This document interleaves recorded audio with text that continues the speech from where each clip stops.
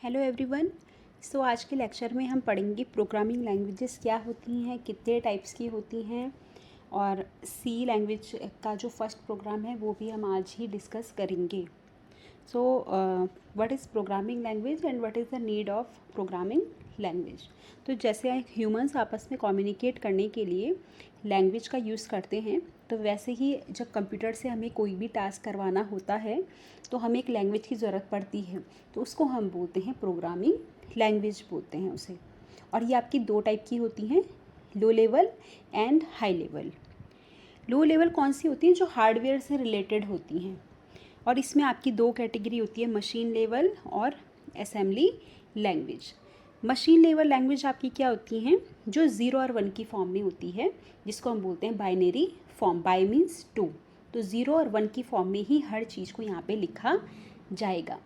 और कंप्यूटर सिर्फ और सिर्फ एक ही लैंग्वेज समझता है, जो कि है आपका मशीन लैंग्वेज। यानी आप किसी भी लैंग्वेज में प्रोग्रामिंग करें, बट एट लास्ट उसको किस में कन्वर्ट होना है? मशीन लैंग्वेज में। इसी में दूसरी कैटेगरी आती है आपकी लो लेवल लैंग्वेज की, असेंबली लैंग्वेज।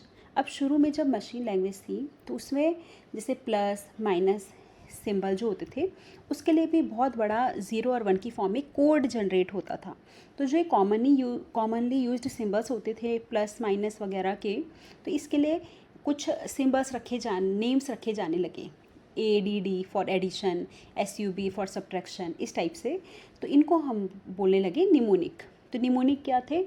कुछ कॉमनली यूज्ड सिंबल्स थे जिनको हमने कुछ नाम दे दिए। और यहाँ पे हमारा क्या था कि जो असेंबली लैंग्वेज थी, अब कंप्यूटर तो सिर्फ मशीन लैंग्वेज समझता है, तो इसको भी एट लास्ट किस में कन्वर्ट होना था? मशीन लैंग्वेज में। और ये किसकी हेल्प से होता था? असेंबलर। ये हम अभी आगे डिस्कस करेंगे।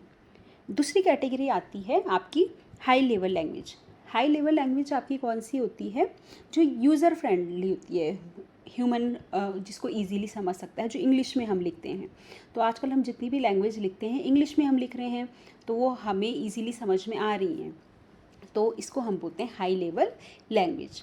और कंप्यूटर कौन सी समझता है? सिर्फ मशीन लैंग्वेज। यानी हाई लेवल को भी किस में कन्वर्ट होना होता है? मशीन लैंग्वेज में। और जो हाई लेवल लैंग्वेज होती हैं उसको आप इजीली क्या कर सकते हैं? लर्न कर सकते हैं।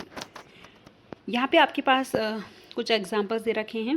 और इसके बाद जो नेक्स्ट टॉपिक है आपका वो है ट्रांसलेटर। ट्रांसलेटर यहाँ पे आप ऐसे समझ सकते हैं कि क्यों इसकी ज़रूरत है। तो जैसे दो लोग हैं, एक को सिर्फ इंग्लिश आती है, एक को सिर्फ हिंदी आती है, उन्हें आपस में कम्युनिकेट करना है, तो बीच में एक ऐसा इंसान होना चाहिए जो हिंदी को इंग्लिश में कन्वर्ट करे और इंग्लिश को किस में कन्वर्ट करे? हिंदी में, ताकि वो एक दूसरे से बात कर पाएँ। तो वैसा ही यहाँ पे भी है, हम तो इंग्लिश में लिखते हैं, और जो प्रोग्रामिंग लैंग्वेजेस होती हैं वो इंग्लिश में लिखते हैं हम प्रोग्राम्स अपने, और जो कंप्यूटर है वो सिर्फ मशीन लैंग्वेज समझ रहा है। यानी बीच में एक ऐसा सॉफ्टवेयर होना चाहिए जो हमारी हाई लेवल लैंग्वेज को किस में कन्वर्ट करे? मशीन लैंग्वेज में कन्वर्ट करे। तो ये जो कंप्यूटर प्रोग्राम्स होते हैं जो कन्वर्जन का काम करेंगे, उसी को हम बोलते हैं ट्रांसलेटर। तो ये एक कंप्यूटर प्रोग्राम ही होता है, ये कोई हार्डवेयर नहीं है। तो यहाँ पे 3 टाइप के ट्रांसलेटर होते हैं, असेंबलर, कंपाइलर और इंटरप्रेटर। असेंबलर तो आपको नाम से ही पता चल रहा है, जो असेंबली लैंग्वेज को किस में कन्वर्ट करेगा? मशीन लैंग्वेज में। सब ने लास्ट में मशीन लैंग्वेज में ही कन्वर्ट होना है। और कंपाइलर इंटरप्रेटर क्या करते हैं? हाई लेवल लैंग्वेज को किस में कन्वर्ट करते हैं? मशीन लेवल लैंग्वेज में। यहाँ पे एक छोटा सा डिफरेंस दिया गया है कि कंपाइलर इंटरप्रेटर में क्या डिफरेंस है। कंपाइलर क्या करता है कि जैसे आप एक एग्जांपल से इसे समझ सकते हैं। सपोज़ कोई बुक है, वो है आपकी चाइनीज़ भाषा में लिखी गई है। आप उसको पढ़ना चाहती हैं, तो पहले तो आपको एक ऐसा इंसान चाहिए जो उस बुक को ट्रांसलेट आपके लिए कर पाए। अब 2 तरीके हो सकते हैं, या तो पूरी स्टोरी पहले खुद पढ़े और उसके बाद आपको समझाए, ठीक है। दूसरा वे क्या हो सकता है कि वो एक लाइन खुद पढ़े, आपको समझाए, फिर दूसरी लाइन पढ़े, फिर आपको समझाए। तो जो पहला तरीका था कि पूरी कहानी को पढ़ के ट्रांसलेट करना, that is the role of compiler. और जो एक एक लाइन करके ट्रांसलेट कर रहा था, that is the role of interpreter. तो कंपाइलर क्या करता है? पूरा प्रोग्राम को क्या करता है, मशीन कोड में कन्वर्ट करता है, एक साथ ही कन्वर्ट करेगा। और इंटरप्रेटर क्या करता है, लाइन बाय लाइन क्या करता है, कन्वर्ट करता है। और जो सी प्लस प्लस हैं ये कंपाइलर यूज़ करते हैं, जावा स्क्रिप्ट, पाइथन, ये सब किसका यूज़ करते हैं, इंटरप्रेटर का। और जो जावा होती है उसमें कंपाइलर भी होता है और इंटरप्रेटर भी वहाँ पे होता है। अब यहाँ पे दे रखा है कि हिस्ट्री ऑफ सी क्या थी, तो इसमें जनरली कुछ नहीं है, सिंपल सा है। फॉर्ट्रेन सबसे पहले आई थी, जिसका फुल फॉर्म था फार्मूला ट्रांसलेटर। तो आप याद रख सकते हैं फार्मूला किस में होते हैं, मैथ्स में, तो यानी ये किससे रिलेटेड है, साइंस एंड मैथमेटिक, कैलकुलेशन वगैरह उसके लिए यूज़ किया जाता था। COBOL, common business oriented language, ये बिजनेस पर्पस के लिए यूज़ की जाती थी, जैसी फुल फॉर्म में उसी से रिलेटेड है। फिर थर्ड था बेसिक कंबाइंड प्रोग्रामिंग लैंग्वेज, ये था किसके लिए, सॉफ्टवेयर के लिए। तो यहाँ पे क्या था कि हर लैंग्वेज का एक पर्टिकुलर रोल था, कोई ऐसी लैंग्वेज नहीं थी जो सारे काम कर पाए। तो किसी भी प्रोग्रामर को बहुत सारी लैंग्वेज सीखने की ज़रूरत यहाँ पे पड़ती थी। तो इसी प्रॉब्लम को सॉर्ट आउट करने के लिए एक ऐसी लैंग्वेज बनाई गई जो बहुत सारे काम कर सके। तो डेनिस रिची को हम क्या कहते हैं, फादर ऑफ सी लैंग्वेज, और उन्होंने सी लैंग्वेज को डिस्कवर किया था और 1972 में। और जो आपके देखो, it develops major parts of popular operating system, जो आपके ऑपरेटिंग सिस्टम्स हैं वो जनरली किस में लिखे जाते हैं, सी में। जो लाइनक्स है वो भी सी में है। अब एक यहाँ पे टर्म है NC, American national standard institute. अब जो इसने क्या किया कि जो सी लैंग्वेज था उसका एक पर्टिकुलर स्टैंड वो बताया, फॉर्मेट बताया कि सबसे ऊपर है हेडर फाइल्स होती हैं, फिर ये होता है, फिर ये होता है, इस तरीके से प्रोग्राम लिखा जाएगा, एक पर्टिकुलर फॉर्मेट उन्होंने बताया। तो इसमें फाइनल 1989 में सी लैंग्वेज को जब एक स्टैंडर्ड प्रोवाइड किया गया तो उसको बोला गया NC-C। और इसमें ऐसे कुछ खास इम्पॉर्टेंट है नहीं, सो यहाँ पे हम नेक्स्ट पढ़ सकते हैं कैरेक्टरिस्टिक्स ऑफ सी लैंग्वेज, कि क्या इसके फीचर्स हैं। सबसे पहले तो सिंपल है। सिंपल क्यों है कि इसमें बहुत सारे डेटा टाइप्स हैं, ये सारी चीज़ें हम अभी पढ़ेंगे। लाइब्रेरी फंक्शंस होते हैं, लाइब्रेरी फंक्शन, ये सारी चीज़ें हमने भी पढ़नी है। मींस कि जैसे सपोज़ हमें स्क्वायर रूट कैलकुलेट करना है तो उसके लिए हम एक फ़ंक्शन यूज़ कर सकते हैं SQRT। उसके लिए आपको प्रॉपरली एक बड़ा सा कोड लिखने की ज़रूरत नहीं है। तो इस तरह से बहुत सारे आपके पास फंक्शन होते हैं। केस सेंसिटिव, ये मेन काफ़ी इंपॉर्टेंट फीचर है। केस सेंसिटिव मीन्स अगर आपको कैपिटल A और स्मॉल a इनमें अगर आपने गलती की है तो उसमें प्रोग्राम में एरर आ जाएगा। अगर आपने प्रिंट एफ को कैपिटल में लिखा तो उसमें भी प्रॉब्लम आ जाएगा।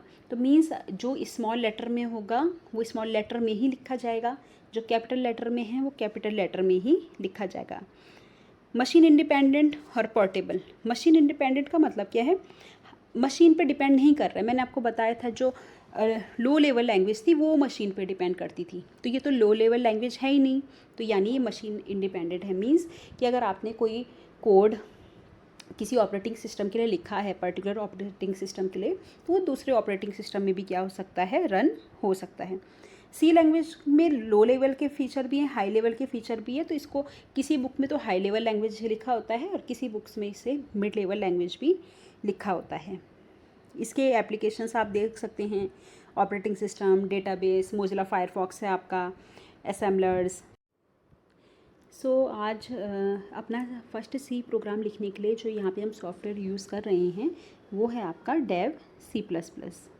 तो ये सी और C++ दोनों ही प्रोग्रामिंग लैंग्वेज को यहाँ पे सपोर्ट करता है, तो आप दोनों प्रोग्राम्स यहाँ पे लिख सकते हैं। इसको सबसे पहले आपने क्या करना है, जैसे आप इंस्टॉल करोगे किसी भी साइट से आप इंस्टॉल कर लीजिएगा। इसके बाद सबसे पहली जो सेटिंग होगी वो आप क्या करेंगे, टूल्स में जाके एडिटर में जाएंगे। यहाँ पे आपके पास बहुत सारे ऑप्शन दे रखे हैं डिफरेंट। इसमें आप जाएंगे कंप्लीशन में। अब कंप्लीशन में जाने के बाद आपको दो चीज़ें दिखेगी, कोड कंप्लीशन, सिंबल कंप्लीशन, ये इनेबल हो रखे होंगे। अब इसको आपको दोनों को डिसेबल करके ओके करना है। ऐसा क्यों करना है, क्योंकि अगर आप इनको इनेबल रखेंगे तो जितनी भी कोडिंग आप लिखेंगे वो खुद ही ऑटो करेक्ट होगी, तो आपको कभी अपनी मिस्टेक्स पता ही नहीं चलेंगी, ना आप कभी सीख पाएंगे। तो सबसे पहला काम आपने करना है, इन चीज़ों को आपने डिसेबल करना है। इसके बाद हम जाएंगे फाइल के न्यू में, सोर्स फाइल प्रोजेक्ट किसी में भी आप क्लिक कर लीजिए। यहाँ से आपने क्या करना है, एम्प्टी प्रोजेक्ट के साथ सिलेक्ट करके आपने जाना है यहाँ पे सी प्रोजेक्ट में। सी प्लस प्लस जब करोगे तो आप सी प्लस प्लस को सिलेक्ट करोगे, तो फिलहाल हम सी पढ़ रहे हैं, और यहाँ पे आप इसको क्या कर लेंगे, सेव कर देंगे और इसको कर देंगे हम ओके, फाइन। इसके बाद हमें क्या करना है, लेट मी सेव दिस। इसके बाद आपका देखो जो फर्स्ट लाइन होगी इसको हम बोलते हैं कमेंट। तो जो डबल स्लैश के साथ लिखा जाएगा वो होता है आपका कमेंट। कमेंट कहीं भी आ सकता है, प्रोग्राम में किसी भी प्लेस पे आ सकता है, और ये जनरली डॉक्यूमेंटेशन के लिए यूज़ होता है। इसके बाद जो आती हैं आपकी वो होती है प्री प्रोसेसर डायरेक्टिव। तो यहाँ पे जो हैश इंक्लूड है इसको हम बोलते हैं प्री प्रोसेसर डायरेक्टिव। तो ये हैश सिंबल से जो भी लिखे जाते हैं उनको बोला जाता है प्री प्रोसेसर डायरेक्टिव। और इसके बाद लिखा है स्टूडियो डॉट एच। तो स्टूडियो डॉट एच मतलब हेडर फाइल, और एस टी डी मतलब क्या है, एस टी डी मतलब स्टैंडर्ड, आई मतलब इनपुट और ओ मतलब आउटपुट। तो जो स्टैंडर्ड इनपुट और आउटपुट के फंक्शन होते हैं, यानी प्रिंट एफ होता है प्रिंटिंग के लिए, स्कैन एफ होता है इनपुट के लिए। तो ये जो फंक्शन है वो किसके अंदर डिफाइन होते हैं, studio dot H header file के अंदर। तो हैश इंक्लूड का काम क्या है, स्टूडियो डॉट एच वाली हेडर फाइल को अपने प्रोग्राम में इंक्लूड कराना। इसके बाद आता है आपका मेन फंक्शन। मेन फंक्शन के अंदर ही जितनी भी कोडिंग होगी वो हमारी होगी, और फंक्शन की पहचान क्या है, हमेशा उसमें ये राउंड ब्रैकेट लगे हुए होंगे। कोई भी चीज़ जो फंक्शन है that will contain always the round brackets. फिर यहाँ पे कर्ली ब्रेसेस होंगे। अब मुझे कुछ भी प्रिंट कराना है तो मैं लिखूँगी प्रिंट एफ। आपको कुछ भी स्क्रीन पे प्रिंट कराना है तो कौन सा फंक्शन है, प्रिंट एफ। और केस सेंसिटिव लैंग्वेज है तो आप ध्यान देंगे जो स्मॉल लेटर है वो स्मॉल लेटर ही रहेगा, वहाँ पे आप कैपिटल लिखेंगे तो वहाँ पे एरर आ जाएगी। तो प्रिंट एफ भी फंक्शन है तो वहाँ पे डबल राउंड ब्रैकेट लगे हुए हैं, है ना। अब इसके अंदर कैसे लिखेंगे, डबल इन्वर्टेड कॉमा, और इसके अंदर आप कुछ भी लिखेंगे वो एज इट इज़ स्क्रीन में आपका प्रिंट हो जाएगा। तो यहाँ पे जैसे हम लिख रहे हैं हेलो वर्ल्ड, और यहाँ पे जैसे फुल स्टॉप लगता है इंग्लिश में तो यहाँ पे लगता है semi colon, that is the termination, कि ये लाइन यहाँ पे ख़त्म हो चुकी है, इसके बाद मेरी दूसरी लाइन स्टार्ट होगी। और लास्ट में हम कर्ली ब्रेसेस को भी क्या कर देंगे, क्लोज कर देंगे। अब हमारा ये तो क्या है, इंग्लिश में जो लिखा है ये है हमारा हाई लेवल लैंग्वेज। अब इसको किस में कन्वर्ट करना होता है, मशीन लैंग्वेज में, तो उसके लिए किसका यूज़ करते हैं, कंपाइलर का। तो नेक्स्ट स्टेप हमारा क्या रहेगा, इसको पहले तो आप सेव करेंगे, फिर आप इसको क्या करेंगे, कंपाइल, और कंपाइल में आपको पता चल जाएगा अगर कोई गलती होगी तो वहाँ पे लिखा आ जाएगा कि इसमें ये एरर है। तो आप देखेंगे ये नीचे आपका कंपाइलेशन हो रहा है, और जैसे ही कंपाइलेशन होगा ये देखिए यहाँ पे एरर और वार्निंग आपकी क्या है, ज़ीरो है, कोई भी वार्निंग या एरर आपकी नहीं आई है। अगर एरर होती तो यहाँ पे शो हो जाती। अब जैसे ज़ीरो है तो इसके बाद हमने रन करा देना है, और ये आपको दिखे स्क्रीन पे हेलो वर्ड। तो इस तरह से आप यहाँ पे प्रोग्रामिंग करेंगे। तो जो भी एरर होती है वो हमेशा नीचे लिखी हुई आती है प्रॉपरली कि यहाँ पे ये इसकी एरर है। सो नेक्स्ट सॉफ्टवेयर जो हम यूज़ कर रहे हैं यहाँ पे वो है आपका टर्बो C++। कई बार क्या होता है, जैसे ही हम ये सॉफ्टवेयर खोलते हैं तो यहाँ पे बहुत सारी स्क्रीन्स खुली हुई होती हैं, तो आपको कुछ नहीं करना है, आपको यहाँ विंडोज़ में जाना है, इसके अंदर क्लोज ऑल ऑप्शन होता है उसको सिलेक्ट करना है, दैट्स इट। इसके बाद आप जाएंगे फाइल में, फाइल के अंदर होगा आपका न्यू में जाएंगे, इससे आप फुल स्क्रीन कर सकते हैं इसको। अब सबसे पहले आपने लिख देना है सिंगल लाइन कमेंट या हेलो वर्ल्ड, कुछ भी डॉक्यूमेंटेशन।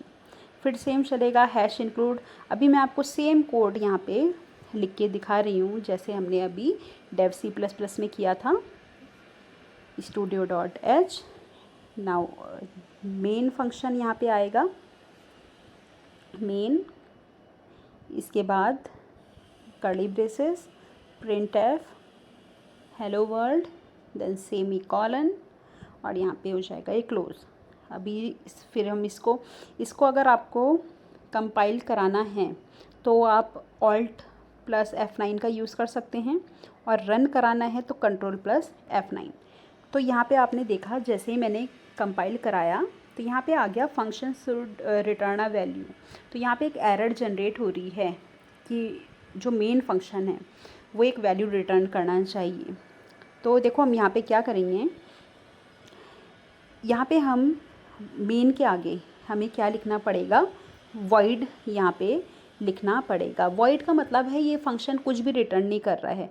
जैसे सपोज़ हम क्या करते हैं, इसको आप फ़िलहाल ऐसे समझ सकते हैं रिटर्न वैल्यू को, कि सपोज़ आपने दो नंबर्स को सम किया 2 + 3 तो क्या आएगा 5।